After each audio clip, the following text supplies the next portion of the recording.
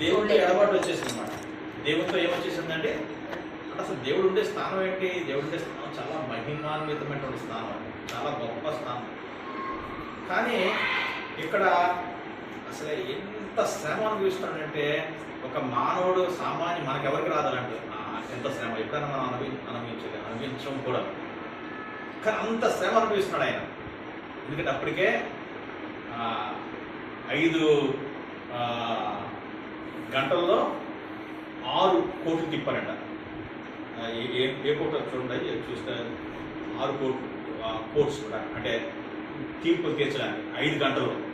అంటే రాత్రి అంతా ఆయన్ని అలా తిప్పుతూనే ఉన్నారన్నమాట. అందుకని పేతురుతో అన్నాడు, పేతురుతో కూడా మాట్లాడి ఏమన్నంటే తెల్లవారుతుంది రాత్రి అంతా నేను ఎలాగే ఉంటాను, తెల్లవారినప్పుడు నువ్వు తొక్కుతావు కదా. ఆ విధంగా అంటే రాత్రంతా కూడా యేసుప్రభువానికి తిప్పారన్నమాట. సాయంత్రం నుంచి ఆయన బైబిల్లో ఉంది, సాయంత్రం కాగానే ఆయన ఒక పని చేశాడు. ఏం చేశాడు ఆయన?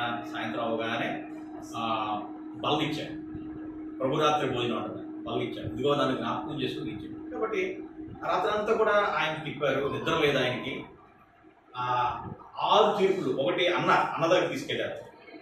అన్న అనేటువంటి ఒక ప్రధాన యాజకుడు. తర్వాత అంటే యూదుల తీర్పు తీర్చాలన్నమాట వీళ్ళకి. కానీ శిక్ష విధించేది మాత్రం రోమీలు శిక్ష విధించాలి. రోమీలు యూదుల మీద పెత్తనం చేయకూడదు, కోర్టులో అంటే న్యాయం తీర్చకూడదు అన్నమాట. వాళ్ళ ప్రకారం, రూల్ ప్రకారం, యూదుల యొక్క రూల్ ప్రకారంగా తీర్చబడేది ఎవరు తీర్చాలంటే వీళ్ళే తీర్చాలి. ఎవరు తీర్చాలంటే యూదులే తీర్చాలి. ప్రధాన యాజకుడు తీర్చాలి. సన్హెద్రిన్ సభ ఉంటుంది, 70 మంది ఉంటారు, వాళ్ళే తీర్చాలి మరి ఎవరికైనా. వీళ్ళు తప్ప వీళ్ళు వేరే కోర్టుకి వెళ్ళరు, అన్యులు చేసేటప్పుడు కోర్టుకి వెళ్ళరు. కానీ శిక్ష విధించేది మాత్రము రోమా ప్రభుత్వం. అప్పుడు ఏ ప్రభుత్వంతో వాళ్ళు అదంతా చూసుకుంటారు అన్నమాట. చంపడం కానీ, సిలువెక్కించడం కానీ. ఎందుకంటే రోమన్ విధి విధానాల ప్రకారంగా ఆ రోజుల్లో సిలువ ఉండేది. అన్న అనేటువంటి ప్రధాన యాజకున్నాడు, అతను మామైన కైపు ఉన్నాడు, అక్కడ తీసుకెళ్ళారు. తను మహాసభ అంటారు దాన్ని. సభ అంటే సన్హెద్రిన్ సభ అన్నమాట. అది యూదుల సభ, 70 మంది ఉంటారు, అక్కడ తీసుకెళ్ళారు. తర్వాత పొంతి పిలాతు దగ్గర తీసుకెళ్ళారు, కొంచెం సిలువ వేయమని. ఎందుకంటే తీర్పు తీర్చేసారు ఆల్రెడీ. ఏం తీర్పు తీర్చారు? మరణానికి శిక్షకు పాత్ర, ఇది నువ్వు ఖాయం చేయాలి. తీర్చుకుంది వేలో యూదులు, దాన్ని ముద్ర వేసింది ఎవరు వేయాలంట? రోమ ప్రభుత్వం. తర్వాత హేరోదు దగ్గర తీసుకెళ్ళారు. తర్వాత చివరికి మళ్ళీ పొంతి పిల్లల దగ్గర తీసుకొస్తే అప్పుడే చదువు కలిగిస్తున్నాడు. ఇది నాకు ఏ దోషం నాకు కనబడేసి చెప్పి చదువు పడుతున్నాడు. కాబట్టి ఆ విధంగా మరి ఎంత బాధ పడుతూ అప్పుడు అన్నమాట, నన్ను ఎందుకు చెయ్యి ఇచ్చావు? అసలే నేను ఒక్క మాట చెప్తే వీళ్ళందరూ ఏమైపోతారు? ఒక్క మాట చెప్తే వీళ్ళందరూ కూడా ఆకాశం నుంచి వచ్చి 12 సేనా వ్యూహాలు వచ్చి వీళ్ళందరినీ నాశనం చేస్తారు. ఎందుకంటే అంత అధికారం కలిగిన వాడు దేవుడు. ఆయన అంత అధికారం కలిగి ఆయన పక్షాన పరలోకం నుంచి వచ్చి దూతలు యుద్ధం చేస్తారు. సేనా వ్యూహం అంటే 6,000 మంది యోధులు అంట. ఒక సేనా వ్యూహం అంటే బైబిల్ ఉంది. సేనా వ్యూహం అంటే అంతండి 6,000 మంది జైంట్స్ అన్నమాట. అంటే 12 సేనా వ్యూహాలు అంటే 12 ఆరులు 72,000 మంది వచ్చి ఏం చేస్తారు? యేసుప్రభు వారిని ఎవరికి సిలువ వేస్తున్నారు అందరినీ నాశనం చేయాలి. కానీ నేను వేడుకోదని అంటాడు, కానీ నేను వేడుకోరాను. ఎందుకంటే ఆయన ఉద్దేశం ఏంటంటే ఆయన మరణించడానికి వచ్చాడు. అందుకని అంత బాధపడుతున్నప్పుడు ఒక్కసారి ఆయనకు బాధ కలిగింది. ఎందుకు దేవా నన్ను ఇలా చేయించావు? ఎందుకు నన్ను చెయ్యి విడిచావు? ఇంత మనం చదువుకున్నాం కదా, ఏమంటది? ఏంటది? నా దేవా నన్ను ఎందుకు చేయించు? కానీ అంత బాధ అనిపించాడు. ఎందుకు నన్ను చేయించావు? ఎందుకు చేయలేదు? అర్థం ఏంటంటే చీకటి అయింది. తను పాపంగా చేయబడ్డాడు. పాపం అంటే ఇష్టం లేదు ఆయనకి, పాపంతో ఏమాత్రం సంబంధం లేదు, కానీ పాపిగా చేయబడ్డాడు. తర్వాత లోక పాపం అంతా త్రాగవలసిన అవసరం ఏర్పడింది. అది ఆయనకి ఏమాత్రం పాపం చేయనటువంటి వాడు, పాపంతో సంబంధం, పాపం చూడలేని కళ్ళు వెళ్ళినటువంటి ఆ బాధలో ఏమన్నాడంటే నన్ను ఎందుకు చేయించింది. అంటే ఇది మాకు ఏమర్థం అవుతుందంటే ఆయన ఎంత మనసులో మరి బాధ అనుభవించాడో, తండ్రి యొక్క ఎడబాటును ఎంతగా ఆయన అనుభవించాడో, ఎంత బాధపడ్డాడో అర్థమైంది. కానీ మళ్ళీ నేను మరణిస్తాను అని చెప్పి ఆయన అక్కడ బాగా వ్యక్తం చేశాడు తప్ప ఆయన నాకు ఇష్టం లేదు, మరణించడం ఇష్టం లేదని అని అన్నారు. అది తర్వాత కాబట్టి అంతగా మన కొరకు తండ్రి యొక్క ఎడబాటును అంతగా ఆయన సహించలేని వాడిగా ఉన్నాడు. తండ్రితో ఎప్పుడు కూడా పరిశుద్ధతలో ఉండేవాడు. ఆయన పరిశుద్ధతలో ఉండేవాడు. ఒక విషయం గమనించాలి, ఆయన పరిశుద్ధతలో ఉండేవాడు, పరిశుద్ధతలో ఉండేవాడు. ఆయన పాపులతో లేక పాప ఆ లోకంలో ఉన్న ఏమాత్రం కూడా ఆయన సహించలేని వాడు అన్నమాట. కానీ ఆయన అంతగా సహించడానికి ఇష్టపడ్డాడు, పరిశుద్ధుడైనటువంటి దేవుడు కదా. కాబట్టి ఎంత చూడండి, ఏదో ఒక పక్షి ఒకటి ఉంటుందండి, ఒక తొలం ఉంటుందంట. త్వరలో ఒక తెల్ల పక్షి ఉంటుందండి, తెల్ల పక్షి. అది అందులోనే ఉంటుందంట. ఒక చెట్టు ఉండి చెట్టు త్వరలో ఉంటుందంట. అదేం చేయాలి తెలుసా అండి, దాన్ని పట్టుకోవడానికి చుట్టూ కూడా గత్తలు రాస్తారంట. దాన్ని పట్టుకోవాలంటే త్వర దగ్గరికి వెళ్ళి ఏం చేస్తారంటే తెల్లగా ఉంటుంది అనమాట. దాని శరీరం అంతా తెల్ల నూలు ఫర్ అంటారు. దాన్ని ఫర్ చాలా వెయిట్గా ఉంటుంది. కానీ అది మాత్రం ఏదో ఉంటుందండి, చెట్టు త్వరలో ఉంటుంది. దాన్ని పట్టుకునే విధానం ఏంటో తెలుసా అండి, దాన్ని పట్టుకునే విధానము చుట్టూ ఒక పెట్టలాగా రాస్తారు, పేడ లేక పెట్ట. ఇప్పుడు అది పట్టుకోవడానికి వచ్చారు, కానీ అది బయటకు వచ్చేయచ్చు. కానీ బయటికి వస్తే అది అంటుకుంటుందని చెప్పి ఏం చేస్తే తెలిసింది, అది లోపలే ఉండిపోతుంది. వాళ్ళు వెళ్ళి దాన్ని పట్టుకుంటారు. అది బయటికి ఏమాత్రం రాకుండా చుట్టూ అంటుకునేటట్టుగా రాస్తాను. అంటే దాని శరీరం పట్టుకుంటుందని చెప్పి బయటకు రాదు. అంటే అది ఏమాత్రం కూడా అపవిత్రంగా చాలా చేస్తుంది, కానీ దాన్ని అంటుకోదు, దాన్ని అంటించుకోదు. దేవుడు కూడా అలాంటి వాడు. కానీ అంత పరిశుద్ధులు ఉండేవాడు ఆయన. కానీ ఆయన పాపిగా ఎంచబడ్డ, పాపిగా ఈ లోకంలో ఉండడం అంత బాధ అనుభవించాడు. కానీ దానికి ఇష్టపడ్డాడు. తర్వాత 5వదిగా చూస్తే నేను దప్పిగొలుచున్నాను. యోహాను సువార్త 19 అధ్యాయం 28. యోహాను సువార్త 19.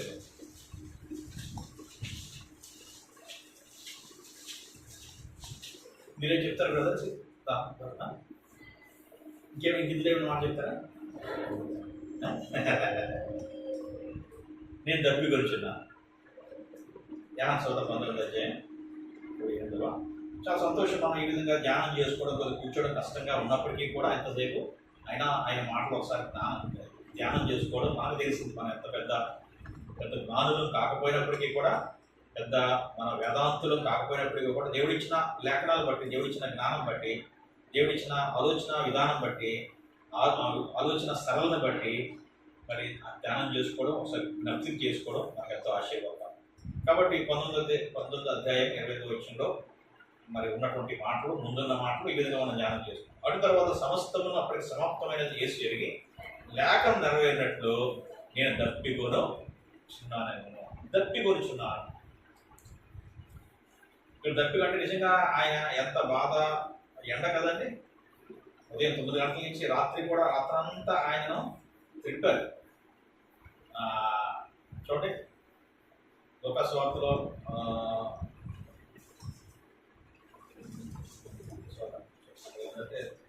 సాయంకాలం అయినట్టుగానే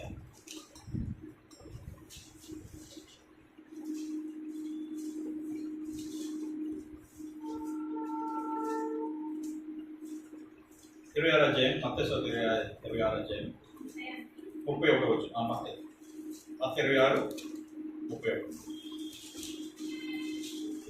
అప్పుడు యేసు వారిని చూసి ఈ రాత్రి మీరందరూ నా విషయమై అభ్యంతర పడెదరు. ఏలైనగా గొర్రెల కాపరిని కొట్టుదును, మందలోని గొర్రెలు చెదిరిపోవును అని రాయబడి ఉన్నది కదా. కాబట్టి ఇక్కడ రాత్రి అంటే మరుసటి రోజు ఆయన సిలువ వేస్తారు. అది ఆ రాత్రి నుంచి ఆయన బాధ అనిపిస్తున్నాడు. ఆ రాత్రి నుంచి ఏం చేస్తాడు ఆయన? బాధ, లేకపోతే ఆయన హింసించడం, ఆయన పట్టుకోవడం, దానికి ముందే ఆ రాత్రే ఆయన బల్ల కూడా ఇచ్చాడు. 26వ అధ్యాయంలో 26వ వచనం బల్ల కార్యక్రమం. వారు భోజనం చేసి ఉండగా అక్కడ రొట్టె పట్టుకొని ఆశీర్వదించు. అంటే అది మరుసటి రోజు సిలువ వేయబడతారు. కానీ ముందు ఆయన ఏం చేస్తాడంటే, నేను మరణిస్తానని చెప్పి, నా శరీరం ఇది, నా రక్తం అంటే ఆ రక్తం నుంచి ఆయన ఆ విధంగా మరి శ్రమల పాలయ్యాడు. తర్వాత అక్కడి నుంచి ఏమో ఆయన గెచ్చిమైన వనానికి వెళ్తాడు. గెచ్చిమైన తోటలో ఆయన కత్తులతో వచ్చి పట్టుకుంటారు.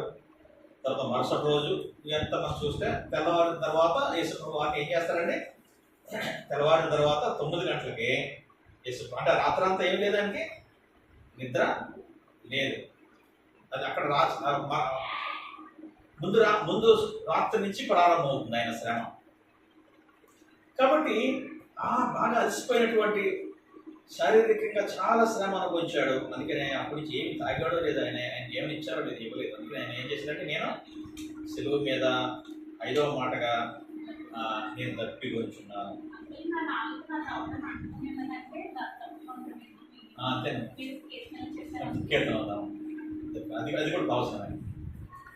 అది ముందుగానే అవసరం. అంటే వేసుకోవాలి. అంటే సర్వ సృష్టిని సృష్టించిన దేవుడు, సర్వ సముద్రాలని, సర్వ నీరుని, మరి సమస్తమును సృష్టించినటువంటి దేవుడు ఈరోజు ఇప్పుడు ఆయన దప్పుకుంటాడు. కానీ నిజంగా ఆయన దప్పు కనకుండా ఉండలేడా? దేవుడికి దప్పు వేయడం ఏంటి? దేవుడికి ఎక్కడ దామేస్తుందా?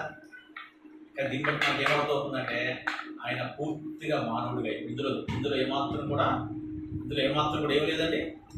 ఆయన అంటే నిజంగా దేవుడు కదా, మానవుడిగా దేవుడు కాబట్టి ఏదైనా భరించగలడు అనుకుంటాను చాలాసార్లు. దేవుడు కాబట్టి ఏదైనా భరించగలడు కాబట్టి శిలువ భరించాడు. ఆయన దేవుడు కదా, కానీ దేవుడిగా ఆయన భరించలేదు. ఆయన మానవుడిగానే మనలాగే అయిపోయాడు.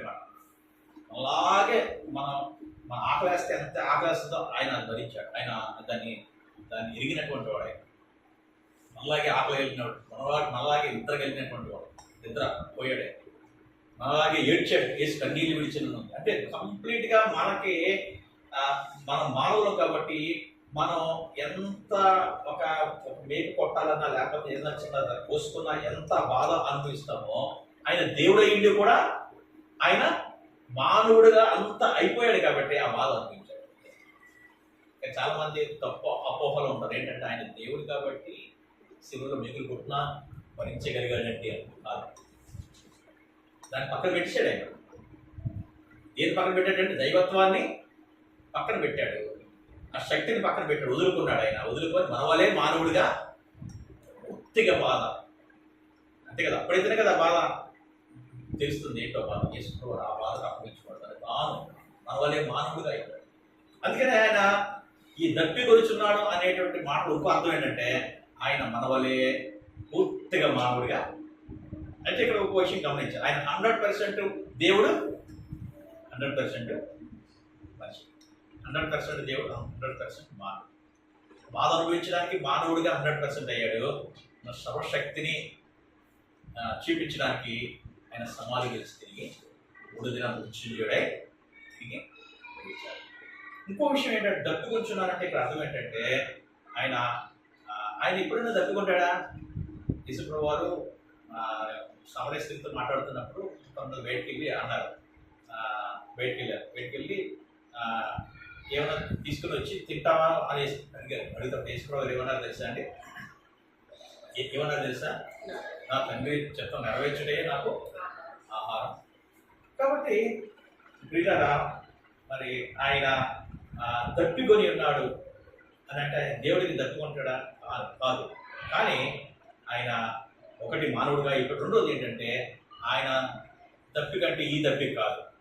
ఆయన ఏ దప్పికైనా అందరినీ రక్షించడానికి ఆయన ఆత్మ సంబంధమైన దప్పికని కలిగి ఉన్నాడు అని గమనించారు.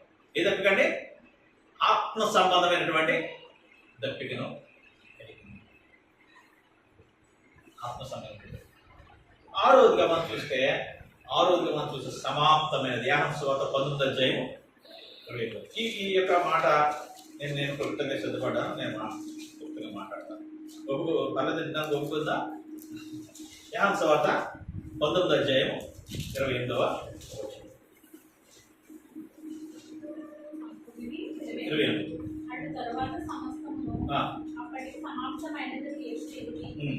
లేఖనం నెరవేరినట్టు నేను చెప్పుకుంటున్నాను. 30 యేసు ఆ చిరక పుచ్చుకొని సమాప్తమైనదని చెప్పి తల వంచి ఆత్మను ఆత్మను అప్పగించెను. అప్పగించను. సమాప్తమైనదని చెప్పి తల వంచి ఆత్మను అప్పగించను. యేసు చిరక పుచ్చుకొని ఏమన్నాడు ఆయన? సమాప్తమైంది అన్నాడు. సమాప్తమైందంటే అర్థం ఏంటి? అంటే నేను సమాప్తం అయిపోయినని అర్థమా? నా పని అయిపోయింది అన్నట్టుగా మనం భావించాలా? కాదు. సమాప్తమైనదంటే నా పని అయిపోయింది అని కాదు. నేను చచ్చిపోతున్నాను, నా అయ్యి బాబోయ్ నాకు భయం వేస్తుందని చెప్పి ఆ బాధతో భయంతో అన్నటువంటి మాట కాదు. కానీ నేను ఏ పని మీద అయితే వచ్చానో ఆ పని ఏం చేశాను? నేను సమాప్తం కంప్లీట్ చేసి ఏ పని మీద అయితే వచ్చానో అదే ఒకసారి అక్కడ వేసుకోవాలి. నా తండ్రి చిత్తం నెరవేర్చుటే అదే నాకు ఆహారం, అదే నాకు పానం అయిందని. నాకు ఎవరు చిత్తం? కాబట్టి అది ఆ పని చేసి ముగించాడు. ఎలా ముగించాడు? ఎప్పుడు ఆ పని పూర్తయినట్టు అంటే మన కొరకు తన ప్రాణం సంపూర్తిగా తండ్రికి లోబడ్డాడు, సంపూర్తిగా లోబడ్డాడు, సంపూర్తిగా మన కొరకు తన ప్రాణాన్ని పెట్టి ఆ బలియార్పణ చేశాడు. బలియార్పణలో సంపూర్తి చేయబడింది సమస్త పని. మన పాప విషయంలో, మన పాప పరిహారార్థం విషయంలో, మన పాపంలో పరిహారం కలగడానికి ఏమైతే చేయబడాలో అవన్నీ ఎప్పుడు సంపూర్తి అయితే తెలుసా? ఎప్పుడు అది పూర్తయి ఆ పని ఎప్పుడు పూర్తయింది తెలుసా అండి? యేసు ప్రభువారు ఆయనే బలి పశువుగా రక్తం అంతా కార్చినప్పుడు ఒక పాపం పోవాలంటే ఒక బలి అర్పిస్తుంది, యాజకుడు అర్పించేవాడు. అర్పించడానికి ఏం చేయాలో తెలుసా అండి? అర్పించడానికి అది ఏం తెమ్మంటే అదే తేవాలి. ఏడాది గొర్రెలు తేవాలంటే నేను ఏదంటే మా ఇంట్లో ఏడాది ఏదంటే 5 సంవత్సరాలు గొర్రెందంటే తెస్తానంటే అవును. ఏం తేవాలంటే ఏడాది గొర్రెలు తేవాలా అంటే యాజకుడు చెప్పేవాడు అనమాట. ఒక వ్యక్తి పట్టుకుని వచ్చేవాడు. ఒక పాపం విషయంలో ఎవరైతే వస్తారో ఆ పాపం విషయంలో ఒక వ్యక్తి వస్తాడు. ఇది నేను పాపాలు చేశాను కాబట్టి ఈ యొక్క నా పక్షాన బలి అర్పించిందంటే అప్పుడు కొన్ని నియమాలు ఉంటాయి. ఏడాది అయితే తేవాలి. ఏడాది తేకుండా నేను 5 సంవత్సరాలు తెస్తానండి, 6 సంవత్సరాలు తెస్తానండి, దాని కొద్దిగా ఏజ్ బాగా అయిపోయిందంటే అంటే ఎక్కువ. తర్వాత మచ్చలేది తేవాలి. లేదంటే మచ్చలు ఉన్నాయని మా ఇంట్లో అంటే నిర్దోషమైంది. తర్వాత నిర్దోషమైన అయిందంటే అసలే ఈ గుడ్డిది కానీ అలాంటి లేకూడదు. మంచి ఆరోగ్యంగా ఉన్నది తేవాలన్నమాట. గుడ్డి తెచ్చేసిన అని దోషం లేదు తేవాలి. అప్పుడు తెచ్చినప్పుడు దాని లెక్కల ప్రకారంగా ఆజ్ఞ ప్రకారంగా దాన్ని పాటించి తెచ్చినప్పుడే తన పాపాల పరిహారం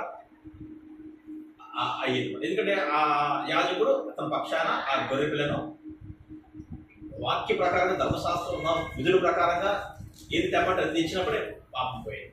అలాగే యేసు ప్రభు వారు కూడాను మన కొరకు ఆయన కంప్లీట్గా ఆ పని చేసి ముగించాడు. ఎలా చేసి ముగించాడు? సంపూర్ణంగా మన కొరకు పూర్ణ హోమంగా అర్పించబడ్డాడు. పూర్ణాంగ హోమంగా. తర్వాత నిర్దోషమైన వాడైనా, ఏ పాపము లేనటువంటి వాడైనా, ఆయన ఏ పాపము చేయకుండా తండ్రికి సంపూర్తిగా లోబడిన వాడైనా, సంపూర్తిగా లోబడినటువంటి వాడే. అందుకని తండ్రికి సంపూర్ణంగా లోబడ్డాడు అన్నమాట. అందుకని ఆయనలో పాపం లేదు. ఆదాము అయితే అలా కాదు, సంపూర్తిగా లోబడలేదు. ఆదాము అవిధేయుడు అయిపోయాడు. ఆ పండు తినొద్దంటే పండు తీశాడు. భార్యకు లోబడ్డాడు, కానీ ఎవరికి లోబడలేదండి? దేవుడికి లోబడలేదు, భార్యకు లోబడ్డాడు. భార్యకు లోబడి ఏం చేసినట్టే మరి పాపం చేసి అవిధేయుడు అయిపోయాడు. అవిధేయుడు అయిపోవడం వల్ల సరైన ఆదాం కాదు అతను. అందుకనే కడపట ఆదాం, 2వ ఆదాం వచ్చాడు. ఏ ఆదాం వచ్చాడంటే 2వ ఆదాముగా యేసు ప్రభువు వచ్చి ఆయన మరి ఆ పని సంపూర్తిగా చేశాడు. మన పాపం విషయంలో బలియార్పణగా అర్పించబడడం ఎంత అవసరమో, ఏ విధంగా అయితే ఆ పాపం పోతుందో ఆ విధంగా యేసు ప్రభువు ఇక్కడ ఇంకో విషయం నేను జ్ఞాపకం చేయాలనుకుంటున్నాను. సమాప్తమైంది అని అంటే ఎట్లా సమాప్తం చేశారంటే అంతవరకు కూడా పస్కా అనేది ఉండేది. పస్కా అంటే ఏడో తెలుసా అండి? పస్కా అనే దాన్ని పాటించేవారు. పస్కా అంటే ఏంటో తెలుసా అండి? పస్కా అంటే చూడండి, ఇశ్రాయేలీలు 400 సంవత్సరాలు ఐగుప్తు దేశంలో ఉన్నప్పుడు, దాన్ని పాస్ ఓవర్ అంటారు. ఐగుప్తు దేశంలో ఉన్నప్పుడు ఐగుప్తు దేశంలో వారు ఉంటూ ఉన్నప్పుడు మోషేని పంపించాడు. మోషేని పంపించి నా ప్రజలు అక్కడ ఐగుప్తు దేశంలో బానిసలుగా దాసత్వం ఉన్నారు, వాడిని విడిపించాలి అని మోషేని పంపించి అక్కడ 10 అద్భుతాలు చేశాడు, లేక 10 తెగులు పంపించాడు. చివరి తెగులు ఏంటో తెలుసా అండి? చివరి తెగులు ఏంటంటే ఒక దూత వస్తాడు, సంహార దూత వస్తాడు. ఆ దూత వచ్చినప్పుడు ఇంటి తలుపు వేసుకోవాలన్నమాట. తలుపు వేసుకోవడం మాత్రమే కాదు, పశువును వధించి నిలువు కొమ్ము అడ్డ కొమ్ముకు 2 నిలువు కొమ్ములకు కుంచుతో మనం సున్నాస్తాం కదా, దాంతో పాముకోవాలి. అప్పుడు ఆ దూత వచ్చినప్పుడు ఎవరి ఇంటికైతే ఆ యొక్క రక్తం పూయబడి ఉందో ఆ ఇంట్లో రాడు. ఒకవేళ అలా పూసుకోకపోతే వచ్చే నష్టం ఏంటంటే ఆ ఇంట్లో తొలిచూరు ఏదైతే ఉందో అది చచ్చిపోతారు. తొలి కొడుకు అయితే తొలిచూరు కొడుకు చచ్చిపోతాడు. తొలిచూలు కూతురు అయితే ఎవరైతే తొలిచూలుగా పుడతాడో తొలిచూలు ఎవరో వాళ్ళు చచ్చిపోతారు. అంటే తప్పకుండా మరణం ఉంటుంది, ఇంట్లో ఏడుకుంటుంది అన్నమాట. అది ఉండకుండా ఉండాలంటే ఏం చేయాలి? వారు రక్తం పూసుకోవాలి. అది ఐగుప్తీలు పూసుకోలేదు, పాముకోలేదు, రక్తాన్ని చిలకరించుకోలేదు. ఎవరు చిలకరించుకున్నారు? దేవుడు చెప్పినట్టుగా మోషే గారు చెప్పినట్టుగా. అయితే అప్పుడు మరి అప్పుడు ఆ విధంగా అవ్వాలంటే పస్కా పశువు వధించబడాలి. ఇదే చివరి కార్యం అన్నమాట. చివరి తెగులను ఎదుర్కోవాలంటే వారు ఎట్లా ఎదుర్కోవాలి? ఆ మరణాన్ని ఎదుర్కోవాలంటే రక్తాన్ని పశువుని తీసుకోవాలి. ఇది వాళ్ళు ఆ విధంగా చేశారు. చేసిన తర్వాత ఎవరైతే ఆ రక్తాన్ని పూసుకున్నారో వాళ్ళ ఇంట్లో మరణం లేదు. ఐగుప్తు ఇంట్లో వచ్చింది, ఐగుప్తు ఫరో ఇంట్లో మొదలుకొని గోసం వరకు వచ్చింది. కానీ రక్తం పూసుకున్నటువంటి ఇశ్రాయేలు ఇంట్లో మాత్రం మరణం రాలేదు. ఆ విధంగా వారు ఏం చేయాలండి? చివరిగా వారు అక్కడి నుంచి వెళ్ళిపోయారు. ఐగుప్తులో ఎక్కడికి వెళ్ళిపోయారు? ఐగుప్తు దాసత్వం ఎక్కడికి వెళ్ళిపోయారండి? దేవుడు చెప్పాడు, మీరు ఇది చివరిది, ఇది చేసుకున్న తర్వాత మిమ్మల్ని పంపించేస్తారని చెప్పి మోషే మిమ్మల్ని ఎవరు ఫరో మిమ్మల్ని వదిలిపెట్టేస్తారని చెప్పి వెళ్ళిపోవడం జరిగింది మాట. అంటే ఇక్కడ ఏం జరిగిందంటే వారికి దాసత్వం నుంచి విడుదల కావాలంటే ఏం చేయాలి? వారు దాసత్వం నుంచి విడుదల కావాలంటే వారు ఏం చేయాలి? వారికి ఒక పస్కా పశువు అవసరం. దీన్ని ఏమన్నా అంటే పాస్ ఓవర్ అన్నమాట. అంటే అర్థం ఏంటంటే మన సంహార దూతలు ఇంట్లో రాకుండా పోవాలంటే, తప్పించుకోవాలంటే మనకి ఎవరు అవసరం అండి? సంహార దూత. అది తప్పించుకోవాలంటే పస్కా పశువు అవసరం. అంటే మనం కూడా మరణం తప్పించుకోవాలంటే పస్కా పశువుని ఏ విధంగా అయితే వారు అర్పించారో లేక దాని రక్తం చిందించారో, అలాగే మనం కూడా మరణం తప్పించుకోవాలంటే, దేవుడి శిక్ష తప్పించుకోవాలంటే ఎవరు అవసరం? మనకి యేసు ప్రభువారు అయినటువంటి పస్కా పశువు. అందుకని ఇక్కడ నేను గమనించాను, నేను చదివినప్పుడు ఇక్కడ నాకు ఏమర్థం, యేసు ప్రభు ఎప్పుడు చనిపోయారు తెలుసా అండి? పస్కా పండుగ అప్పుడే చచ్చిపోయాడు. అంటే పస్కా పండుగలు ఏం చేస్తారు వాళ్ళు? అంతవరకు కూడా ఐగుప్తు నుంచి చెప్పాడు, మీరు వెళ్ళిపోతారు. వెళ్ళిపోయిన తర్వాత ప్రతి సంవత్సరం కూడా మీరు ఏం చేయాలి? దీన్ని ఆచరించాలి, దీన్ని వదిలేయకూడదు. ఏం ఆచరించాలి? మీరు పస్కా పశువు తీసుకొని మీరు వధించాలి. కాబట్టి దీన్ని మీరు జ్ఞాపకం చేసుకోవాలి, దీన్ని మీరు చక్కగా పాటించాలి అని యేసు ప్రభు వారు దేవుడు ఆజ్ఞ ఇచ్చాడు. ఆజ్ఞ మీకు చూపిస్తాక టైం చాలు.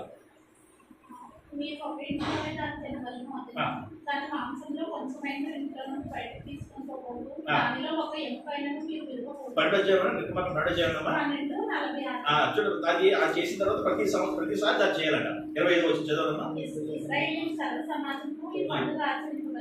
25 వచ్చినమ్మా. 25 చదవండి సార్.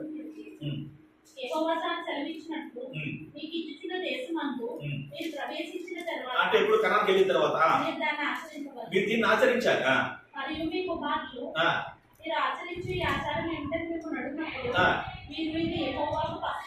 ఇప్పుడు ఇది ఎప్పుడు చేయాలట? బయటకు వచ్చేసిన తర్వాత కూడా చేయాలట, మారకూడదంట.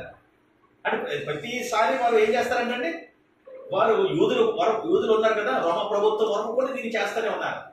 ఏం చేస్తా ఉన్నారు? పస్కా బలి, పస్కా పండుగ అంటారు. దీని ఏం పండుగ అంటారండి? పస్కా పండుగ అంటారు. ఆ పండుగను వారు ఆచరిస్తూ ఉన్నారు. అయితే మీరు చూసినప్పుడు యేసు ప్రభు వారు కూడా విశేషం ఏంటంటే, యేసు ప్రభు వారు కూడా పస్కా పండుగ రోజున మరణించారు. మత్తయి సువార్త 26 చూడండి. మత్తయి సువార్త 26 అంటే అర్థం ఏంటంటే, మత్తయి సువార్త 26:2 2 దినములైన పిమ్మట పస్కా పండుగ వచ్చిన నీరు అప్పుడు మనుష్య కుమారుడు సిలువ వేయుటకి అప్పగింపబడ్డని మీకు తెలియదు చెప్పాను. పస్కా పండుగ రోజునే ఆయన మరణించవలసి ఉంది. ఎందుకో తెలుసా అండి? ఎందుకో తెలుసా? అసలైన పస్కా పశువు. తర్వాత మార్కు 14:1 కూడా ఉంది చూడండి. మార్కు సువార్త పస్కా పండుగ గమనించింది ఏంటంటే పండుగ రోజున ఆయన చచ్చిపోయాడా? మార్కు 14:1 2 దినములైన పిమ్మట పస్కా పండుగ అనగా పులియని రొట్టెల పండుగ వచ్చింది. అప్పుడు ప్రధాన యాజకుడు శాసనం మయోపాధి చేత ఆయనను నేలాగా పట్టుకొని చంపుదు అని ఆలోచించుకొని చుండేది. అంటే అది వాళ్ళు పట్టుకొని చంపడం కాదు. యేసుప్రభు వారి యొక్క ఉద్దేశం ఏంటంటే పస్కా పండుగలో పశువు మరణించాలి, పశువును చంపాలి, పశువును వధించాలి. అది వారి విడుదలకు సాదృశ్యము. ఆ విధంగా వారు ఎప్పుడు కూడా చేస్తూ ఉండేవారు. అయితే ఇవంతా కూడా ఈ బలులన్నీ కూడా దేనికి సాదృశ్యం చేశారు? ఛాయ, మేలుల ఛాయ. అంటే అన్ని కూడా చూసారా? ఇదంతా నీడలాంటి అన్నమాట. మేలు అసలైంది అసలైన బలి పశువు ఎవరో తెలుసా అండి? ఎంతవరకు మీరు బలుడు పస్కా పండుగ చేస్తూ పస్కా పండుగలో బలుడు అర్పిస్తూ ఉంటే వారు పశువులు అర్పిస్తూ ఉండే ఇవంతా దేనికి సాదృశ్యం అంటే ఇదంతా మేలుల ఛాయ అంట. ఇదంతా నీడలాంటిది అనమాట ఈ బలుడని. కానీ ఎవరు నీడది? యేసుప్రభు వారి నీడ. ఎవరైనా చూడండి, మనకి ఎవరైనా అమెరికాలో ఉన్నాడనుకోండి, భర్త ఉన్నాడు అనుకోండి, అమెరికాలో వచ్చాడు. అమెరికాలో ఉన్నంతసేపు ఆవిడ ఎవరిని చూస్తూ తెలుసా అండి? ఈ రోజుల్లో అంటే మనకి వీడియో వచ్చేసేదండి. కానీ ఆయన ఏం చేసేవారు తెలుసా అండి? నాకు ఫోటో చూసేవారు. భర్త మనకు నచ్చిన వాళ్ళు ఫోటో పెట్టుకున్నారు. ఒకవేళ అమెరికా నుంచి వచ్చాడనుకోండి, ఇంటికి వచ్చిన తర్వాత ఆమె ఏం చేస్తుంది? లేక ఆ వ్యక్తి ఏం చూసుకుంటుంది? ఫోటో చూసుకోదు. ఏం చూసుకుంటుంది? ఎదురుకుంటా వ్యక్తి. నేను ఫోటో చూసుకుంటానంటే ఎదురుకుంటా వ్యక్తి నేను చూడండి అంటాను. ఎవరైనా అంటారు? అమెరికాలో ఉన్నంతసేపునేమో ఫోటో చూసింది. ఇప్పుడు డైరెక్ట్గా అమెరికా నుంచి పలానా ఒక రోజు వస్తానని చెప్పి వచ్చిన తర్వాత నేను మళ్ళీ ఫోటోనే చూడను. ఎవరిని చూస్తాను? ఫోటో చూడండి. వచ్చినటువంటి ఆ ప్రత్యక్షంగా వచ్చిన వ్యక్తినే చూడడం జరుగుతుంది. అలాగే యేసుప్రభు వారు కూడా ఇక్కడ ఇంతవరకు కూడా వాళ్ళు ఛాయను చూశారు. ఛాయగా ఉన్నాయి ఈ యొక్క బలి అర్పణ. కానీ చివరగా సంపూర్తిగా ఆ యొక్క పస్కా బలి పశువుగా వధింపబడి దాన్ని సంపూర్తి చేసిన వాడు ఎవరో తెలుసా అండి? యేసు. అందుకనే ఇక్కడ ఆ బలులకు ముగింపు కలిగింది. అది సమాప్తమైంది. బలులకు ఏమైందండి?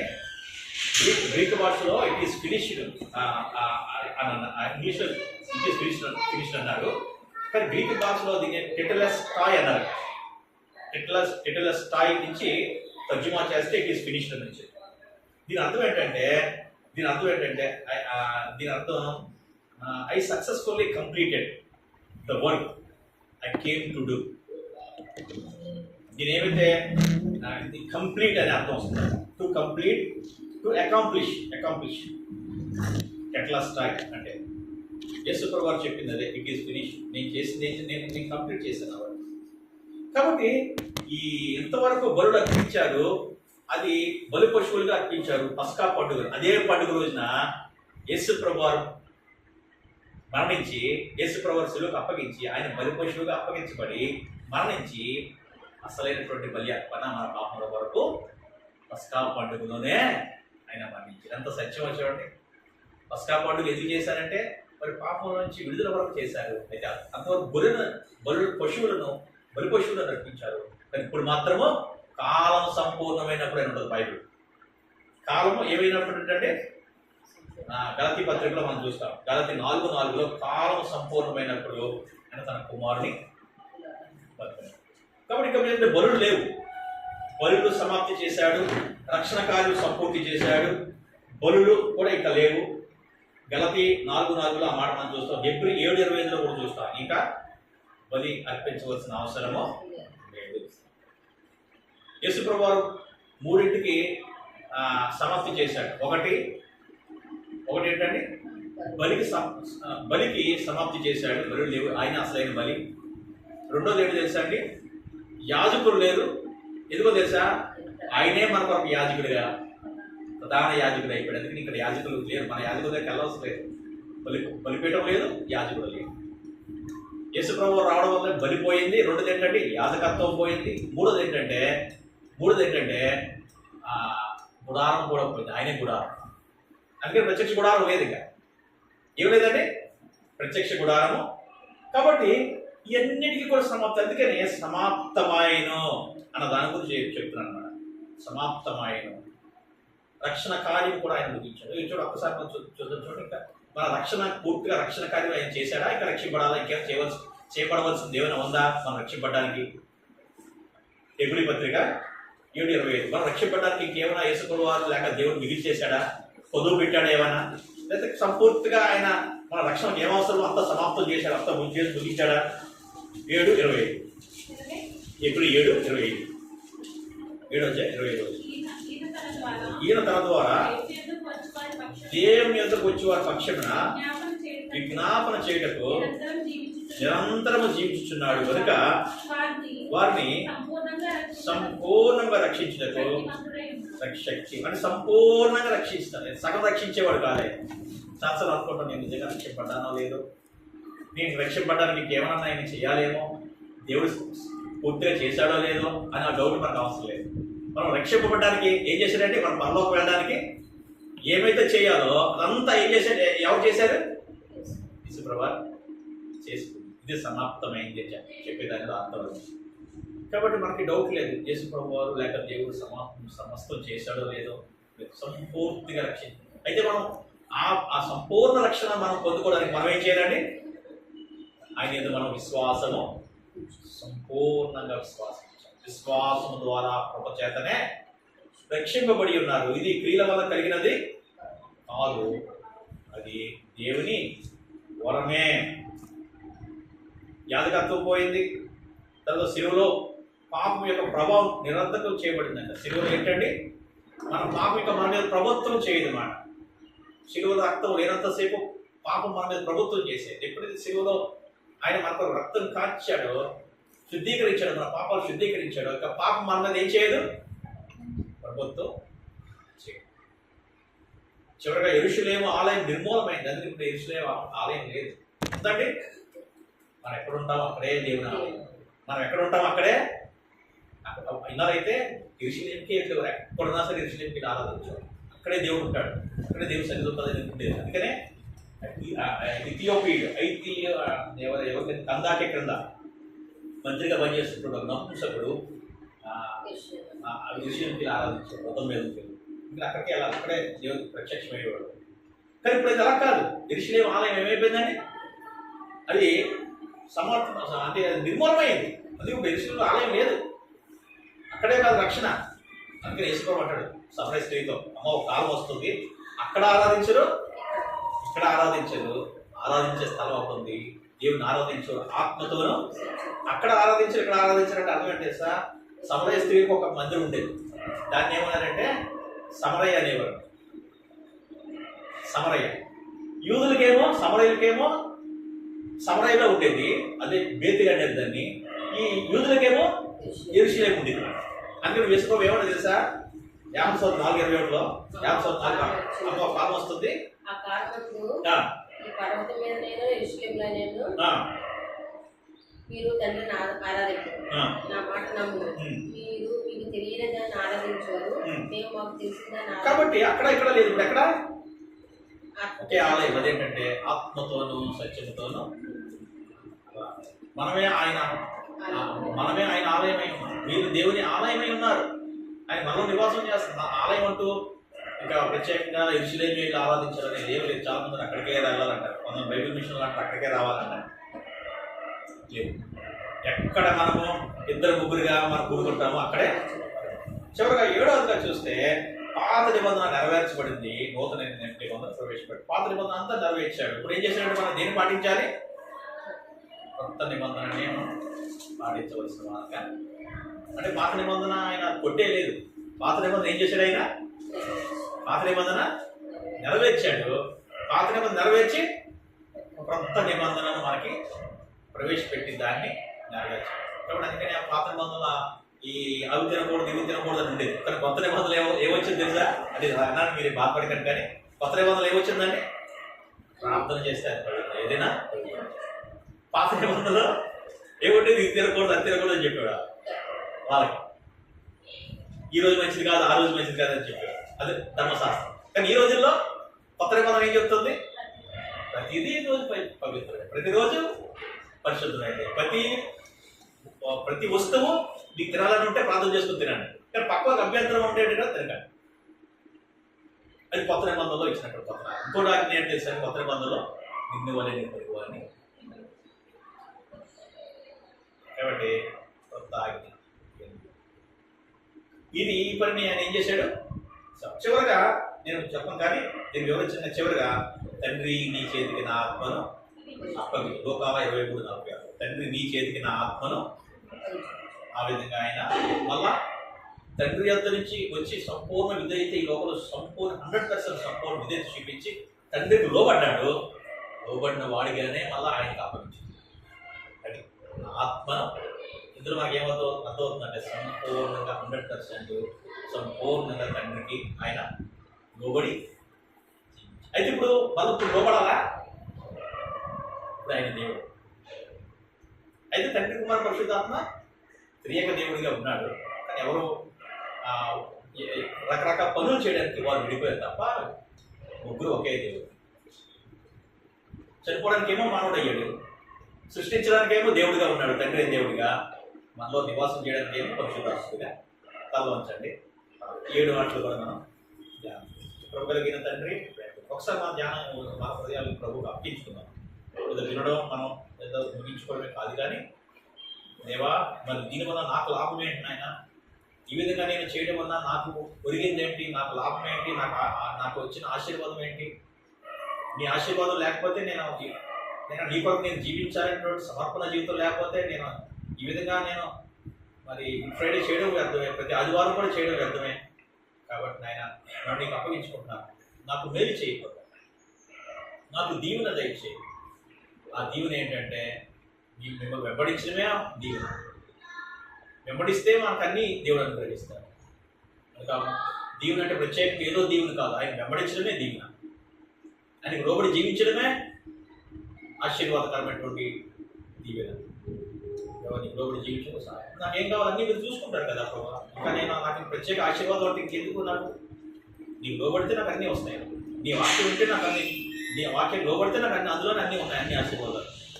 ఇక్కడ అట్టి ఆశీర్వాదం నాకు కావాలి అని మరి దేవుడిని మరి మనం అడగాలి. ఆ విధంగా మనం ప్రార్థించాలి.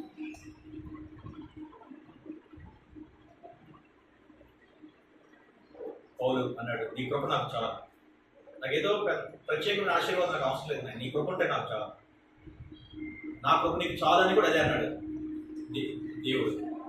నాకు ఈ ఆశీర్వాదం కావాలి, ఆ ఆశీర్వాదం కావాలి, ఆ రోగం కావాలి, ఈ రోగం కావాలంటే కుమారు అడిగితే దేవుడు అన్నాడు, నేనే నీకున్నాను కదా, కృపగా ఉన్నాను కదా నేను నీకు.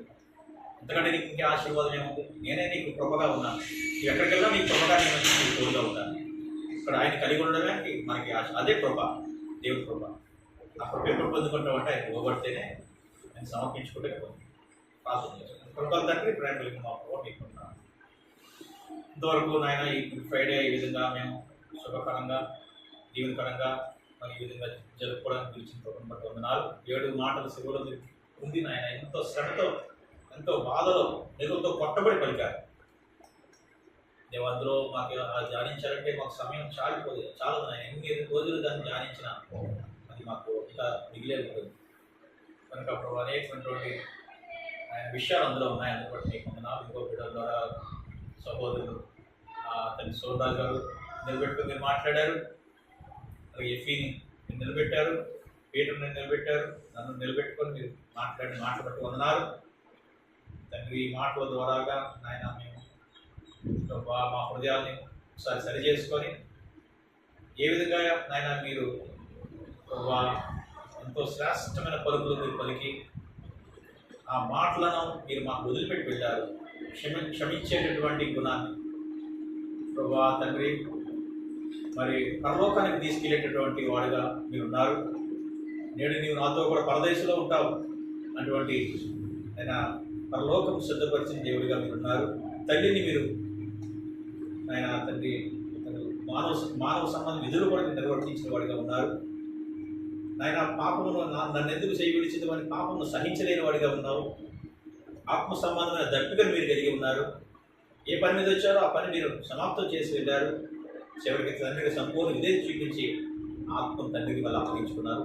నేను చేసినందుకు చెప్పిన పని అంతా చేసినని చెప్పి మళ్ళీ ఆత్మను అప్పగించుకున్నారు. కనుక అదేవిధంగా మేము కూడా జీవించడానికి సహాయించి వేడుకుంటూ ఇక్కడ చేరిన మమ్మల్ని అందరినీ కూడా మీకు అప్పగించుకుంటూ గుడ్ ఫ్రైడే మీరు ఈ విధంగా జరిగించినందుకు మీకు ఎంత వందనాలు చెల్లిస్తున్నా అదేవిధంగా ఈస్టర్ కూడా ఘనంగా మీరు చెల్లించి ఆత్మీయ పాఠాలు మాకు అనుగ్రహించి నడిపించిన వేడుక సోమరాజు గారు డాక్టర్ ప్రియాంక వారి కుటుంబాన్ని ఎవరి కుటుంబాన్ని మీరు దీవించి వారికి గొప్ప ఆశీర్వాదాలు దీవెనలు అనుగ్రహించి ఆయన కావాల్సిన ప్రతి అవసరాన్ని మీరు అనుగ్రహించి మీ కొరకు సాక్షికరంగా ఎవరి కాలంలో మీరు వాడుకోమని ప్రార్థన చేయాలి. సంఘం బలపరచబడడానికి, సంఘం ప్రేరేపడడానికి, వారి ద్వారా మేము మా ద్వారా వారు మా ద్వారా అనేకులు సంఘం విస్తరించడానికి సహాయం చేయండి. ఎఫ్ఐఎం జ్ఞాపకం చేసుకోండి. మేము మీకు వందనాలు చెల్లిస్తున్నాం తండ్రి. ఇదో తండ్రి ఎఫ్ఐఎం సోమవారం 1వ తారీఖున మరి ఉత్తరాఖండ్ వెళ్తుండగా కల్పట్పూర్ అటువంటి మిషనరీ హాస్పిటల్లో సర్వీస్ చేయడానికి వెళ్తుండగా తండ్రి మీ చిత్తానుసారంగా నడిపించారు తండ్రి. మీకు పేట వరకు ప్రార్థన చేస్తున్నాం, జ్ఞాపకం చేస్తున్నాం. అలా అదేవిధంగా ప్రభావ పేట చదువులో అన్నింటిలో కూడా తోడుకుంటాను. అదేవిధంగా నేను మా తమ్ముడు సైమాన్ యొక్క కుమారుడు ఎన్సీ పీటర్ జాండీస్తో బాధపడుతూ హాస్పిటల్లో జాయిన్ అయ్యాడు. ప్రార్థన చేయమని కోరి ఉంటున్నారు. కనుక మా తమ్ముడు సైమన్ పీటర్ యొక్క కుమారుడు ఎన్సీ పీటర్ని కూడా మీరు జాండీస్తో మరి హాస్పిటల్లో ఉన్నటువంటి విధానాన్ని మీరు ఎరిగిన దేవుడు మీరు ముట్టండి స్వస్థపరిచారు. సంపూర్ణ స్వస్థత లేవనెత్తారు. మీకే ఉన్న చెల్లిస్తూ మీరే మహిమా ఘనత ప్రభావం తెలుగుతుంది వేడుకోకు ప్రార్థన చేసే శాస్త్రంలో ప్రార్థించండి. గురించి వేడుకుంటున్నాం ప్రభుత్వానికి. నా తండ్రి దేవ ప్రేమ యేసుక్రీస్తు ప్రభువు పరిశుద్ధ పనిచేసే సహవాసం ఇప్పుడు నిలబడు అక్కడ పర్యంతరం మనందరికీ సకల పరిశుద్ధులకు ఇక్కడ చేరిన మనందరికీ సదా తోడైనట్టు ఆమేన్.